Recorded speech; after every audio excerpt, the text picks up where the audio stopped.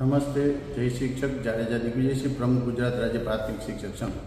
આજે સોમનાથ જિલ્લાના કોડીનાર તાલુકાના જે શિક્ષકે બીએલઓની કામગીરીમાં સુસાઇડ કરેલ છે અને સુસાઇડ નોટ રખેલ છે, આ શિક્ષકની દુઃખદ ઘટનામાં એના આત્માને શાંતિ મળે, એના પરિવારને આવેલા દુઃખ સહન કરવા માટેની શક્તિ આપે. અને જે આ ઘટના બની છે એ સરકારને, ચૂંટણી પંચને અમે વારંવાર રજૂઆત કરેલી છે, દરેક કલેક્ટરોને, ગાંધીનગર ચૂંટણી પંચને, સરકારને, બંને મંત્રીશ્રીઓને.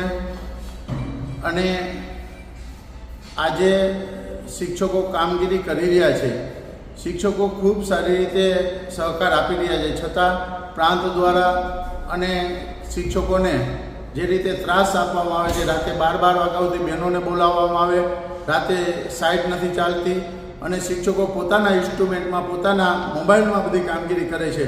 અમે વારંવાર રજૂઆત કરી છે કે આ ઓનલાઈન કામગીરી સાઇટ ના ચાલતી હોય તો આની વ્યવસ્થા કરવામાં આવે.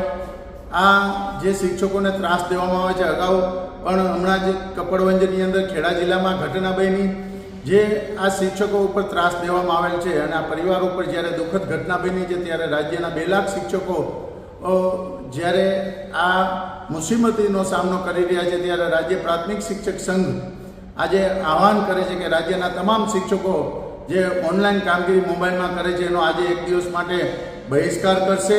અને આજે ચૂંટણી પંચને મળી અને જો યોગ્ય નિરાકરણ કરવામાં નહીં આવે તો આગળનો કાર્યક્રમ જાહેર કરવામાં આવશે.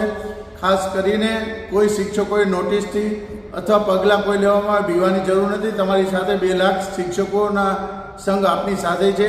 આવું પગલું કોઈ ભળે નહીં. તમારા પરિવારની, તમારા ઘરની ચિંતા કરી અને જે કંઈ પરિસ્થિતિ છે એનો આપણે સામનો કરશું. એટલે હું રાજ્યના તમામ શિક્ષકોને વિનંતી કરું છું કે આવું કોઈ દુઃખદ પગલું ભળે નહીં.